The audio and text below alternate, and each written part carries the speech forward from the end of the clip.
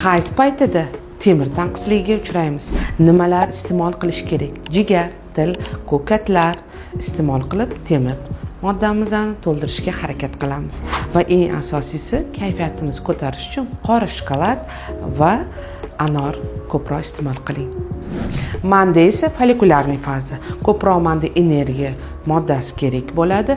Buning uchun yong'oqlar, ko'katlar, baliq, lososi, tuxum iste'mol qilaman. Chunki follikulyarniy fazada esa ovulasiga tayyorgarlik ko'rish uchun energiya ko'p bo'lishi kerak va oshqozonimiz yaxshi ishlash uchun, gormonlarimiz sintezi uchun kefir moddasini ham qo'shib qo'ying.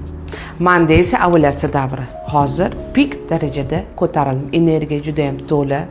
Bu paytda men podдержать qilishim kerakman. Ko'proq olivkoviy yog'lardan iste'mol olivka yeyishimiz kerak. Avokado va qovoq urug'ini ko'proq iste'mol qilib energiyamizni mustahkamlaymiz. Va eng asosiysi bolgarskiy va vitaminga C bo'lgan sitrus mevalarni iste'mol qilib immunitetimizni mustahkamlashimiz kerak.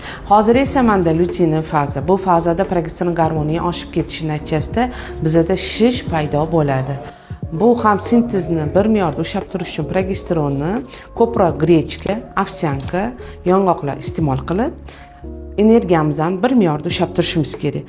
Отекlarni, shishlarni yo'qotish uchun ko'proq ko'katlar, selderey, shpenatlar iste'mol qilish